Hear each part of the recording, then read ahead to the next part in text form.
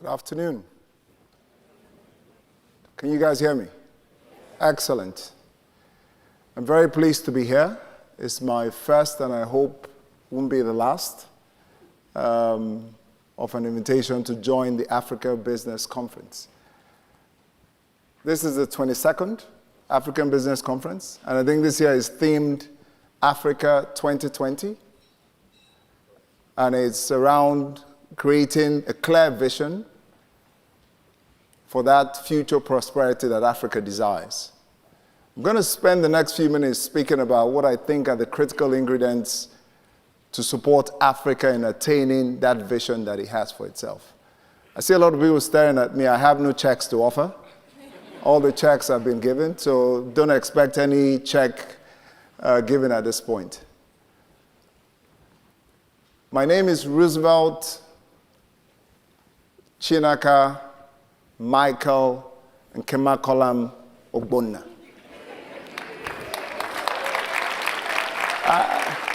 I think what is tricky about this name is that you could hear a bit of Christian, African, English, but truly that's who I am. And these names mean something to me because each one on his own represents a piece of me. And I hold it jealously and guard it. No different from Kinte Kunte in Roots. If you pronounce my name wrongly, we might have a fight. But I think what's interesting about names is that they speak to a heritage. They tell where the individual is from. And when I mention my name, if you're Nigerian, you can figure out, yeah, pretty much he's from the East. But I think more importantly is that it tells about the mystery of a future. So anyone who's watched The Lion King will remember how Simba was presented. And his proud father, Mufasa, was there looking on. And the reality is that that mystery is what Africa represents today. Everyone says there's so much potential. It's like when a child is born. Everyone trunks to the house, and you want to see the child's face. Because you're hoping that written on that face, you could tell who the child looks like. What would he be in the future? And I think Africa, in some sense, represents that mystery today. There's so much going on. But what would Africa be in the future? And I think that's where I'd like to focus my conversation today. And I'll do that in a very interesting way. I think my names in themselves are prophetic in some sense, and will give some insight into how my vision of Africa in the future is. My first name is Roosevelt, as I said. And Roosevelt is a bastardized Dutch name, which in real sense is pronounced Roosevelt. Are there any Dutch people here before I murder the name? Roosevelt means field of roses. It's not one rose. It's a field of roses. It speaks to abundance. It speaks to plentiness. And Africa is blessed with a lot of abundance, loads of riches, from the gold in Ghana and places like South Africa, diamonds in Sierra Leone and Liberia, oil in Nigeria, tantalite in Egypt, copper in Zambia. We're fully blessed, but we're not a wealthy continent because that's all we have, natural resources. And we've not changed the conversation beyond how much oil or copper or tantalite or cobalt we have to how much wealth we are creating for our people. That conversation needs to change for Africa to move forward. Now, to be able to achieve that, Africa is blessed in human resources. 1.6 billion people. 65% of them are considered youths. Average population growth about 3% in many African nations. There's a projection that 65% of arable land will be in Africa by 2050. So we have land. We also have people. And what we lack is capital. The capital formation in Africa is very weak. Infrastructure does not exist. The World Bank estimates that in Nigeria alone, about $18 billion $88 billion has to be spent annually for the next 14 years for Nigeria to bridge the infrastructure gap that we have today. That's a lot of money. But in there is a lot of potential because the government can't do it alone. We have to invest in technology, roads, schools, hospitals. Because we need not just people, not just land, not just abundance in resources. We need the right infrastructure to pull all of this together to make it work. The conversation has to be about wealth creation, not celebrating the abundance of our natural wealth, because that we did nothing to attain. It's God-given. The work that you and I and all the brilliant Africans, including Dasmus and Solar Freeze, and everyone who's been awarded today, is how do we build the capital formation to start having the conversation around wealth. That's what matters. My second name, which was the name I was given when I was baptized, is Michael. And for those of you who have any Christian background, do you remember that Michael was an angel, always going out to spread the word and say something, being sent? He was almost like the first superhero. Always there when you're just at your lowest point. He was always there. We have to go out as ambassadors of Africa, spreading the word. We have to change the narrative. We have to own the narrative. There's a very interesting African proverb that says, until a lion has a historian, the story of the hunt will always favor the hunted, or the hunter rather. So the hunter will tell the story from his own perspective. We need to own the Africa story. We need to change the narrative. Ours is not a continent that is full of disease, poverty, war, strife, lack of institutions. But that's all that we hear, because that's all that the media feeds on. But whose responsibility is it to change the narrative? Sometimes it takes just one person doing and standing for what is right. Each of us building an oasis of sanity in that circle of influence that we have. We need to start telling the Africa story differently. We all seated here are ambassadors of Africa. Maybe not political ambassadors, but certainly what we do and say matters. I had the opportunity of doing an MBA in China, just out of curiosity. This was before the virus. I mean, I'm talking 2017, so some people I shook hands with some people. Don't go start washing your hands. And some of the school trips we had, we went to villages. I happened to be the first black person that some of those people have seen. And I knew I represented not just myself, I represented a people. As Africans, we matter. The things we say matter. The things we do matter. And we must always remember that when we engage with the rest of the world. We must tell a different African story. But the mistake we shouldn't make is to be focused on just telling a story. It must be backed up by what we do. So I'm extremely proud looking at young Africans sitting in a setting like this. You guys are already winners. This is what some people dream of and might never attain. And the fact that you're here and you have a voice today, make it count. And make it count for something that is meaningful. My third name, and this is very traditional, and I'll pronounce it as it's spelled, is Chinaka. Sounds like Kunta Kinte, something really dramatic. And what Chinaka means is an architect, a pathfinder, a creator. And I think it embodies the African spirit of innovation. For us to win as Africans, we need to not just solve today's problems, but we need to start thinking about the innovative ways we can solve today's problems without jeopardizing the future of tomorrow. We must think out of the box. We must dare to do things differently.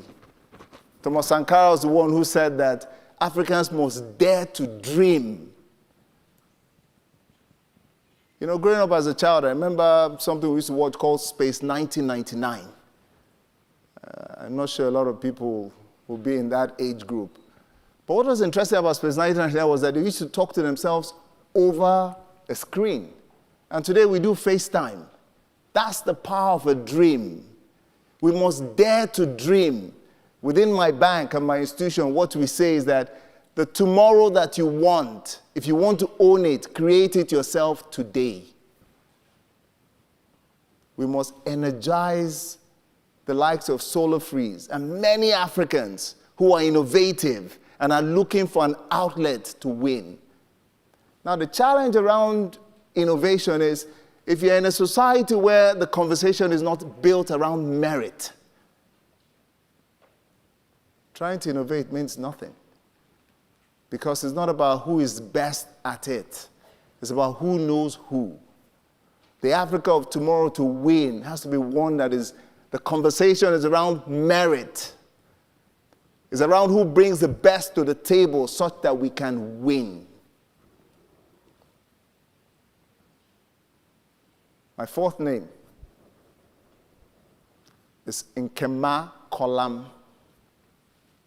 Very heavy to pronounce, given to me by my grandmother. And literally it means, this one that is mine should not go bad. This one that is mine should not cause me pain. The wealth that we have in Africa has triggered so much wars and strife. We fight for diamond. We fight for oil. And it divides us as against bringing us together. For Africa to win in the future, it has to be built around sustainability. It's not about what we have today. It's about how we can use the little that we have to ensure that even the poorest amongst us have a voice and are proud of who they are and what they represent. It has to be an Africa that is built on inclusiveness, on ensuring that everybody's voice is heard. We have to focus on the environment. It's not enough to plunder today and bequeath to the next generation an environment that is not conducive enough for them to live and strive and look forward to the future.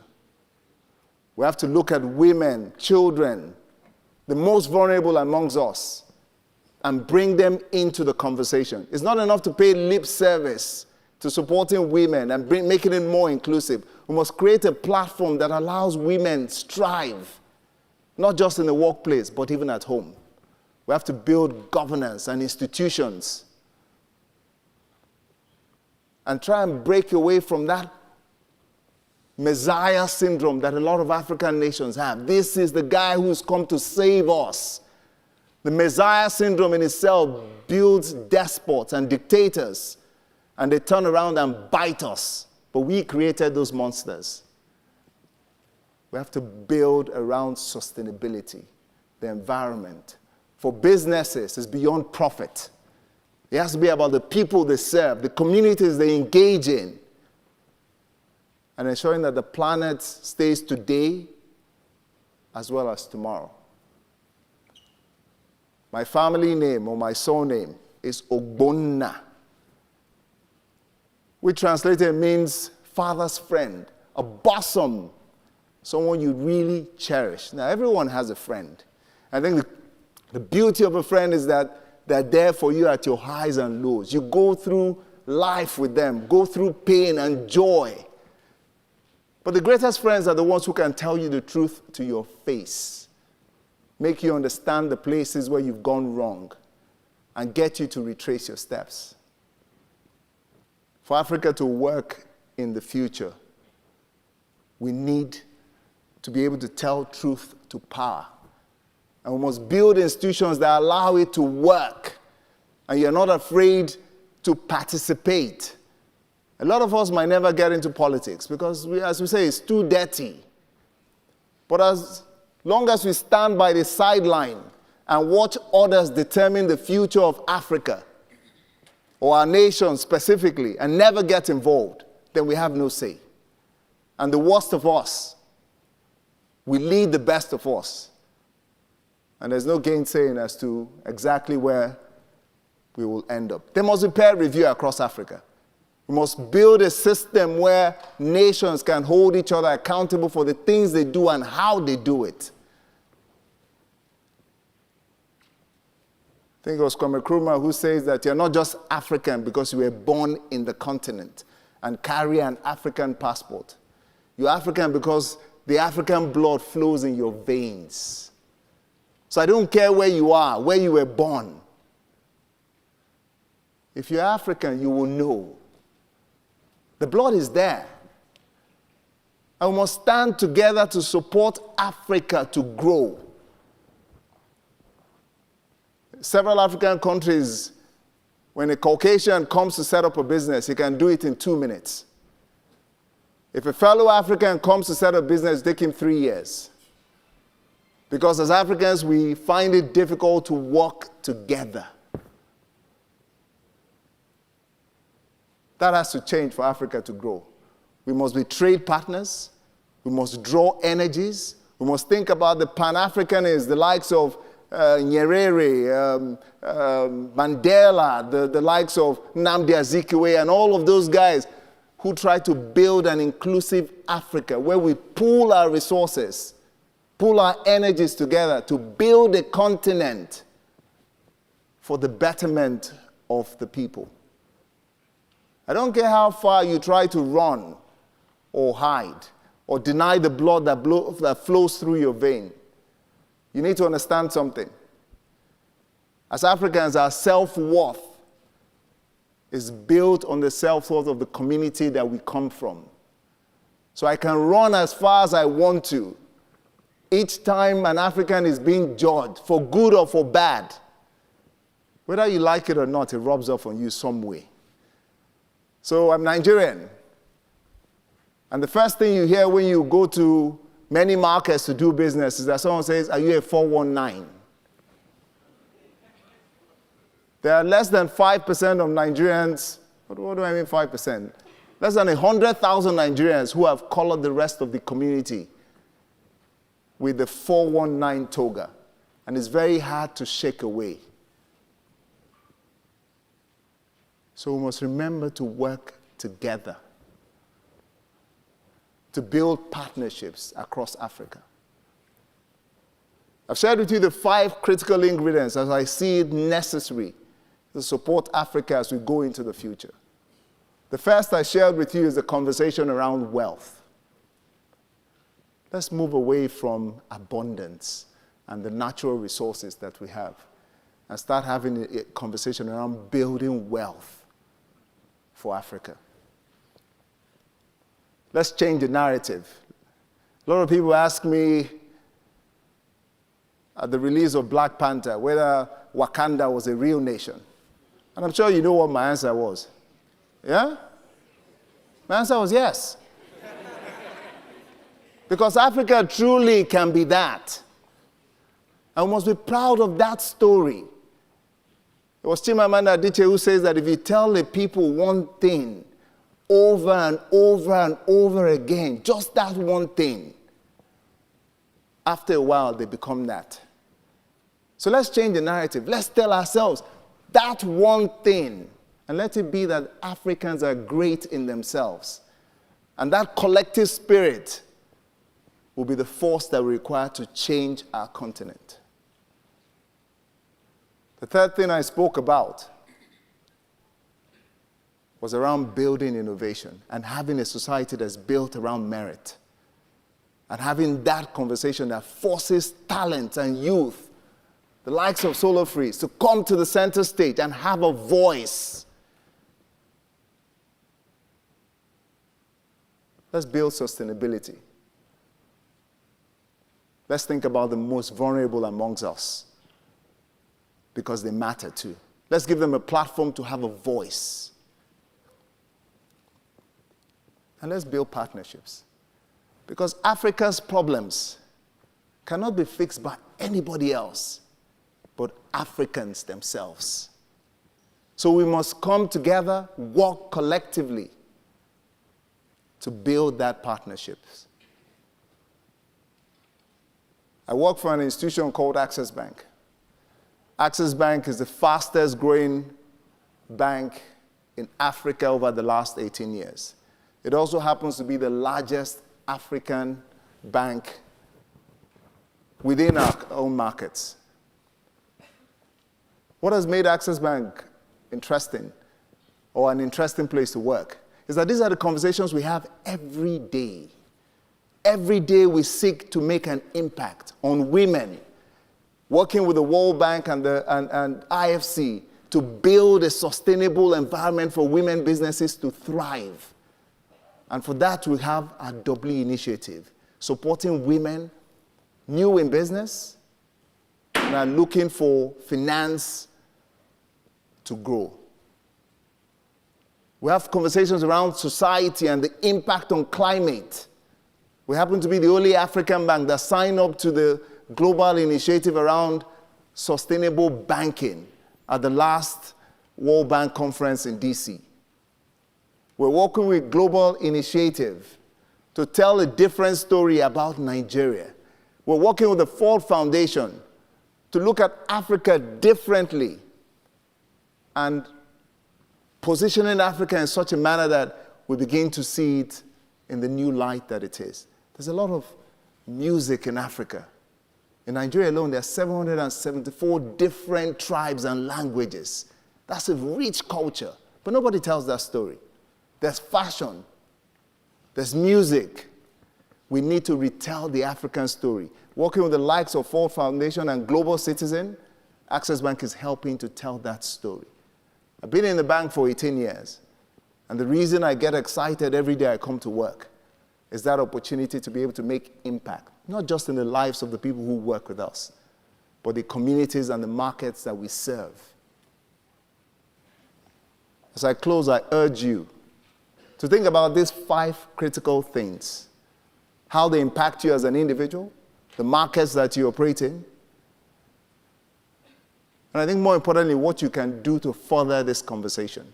It doesn't stop here. Let me take the opportunity to thank Chinedu, Zainab, and the rest of their team for an excellent conference that they've put together. Thank you very much.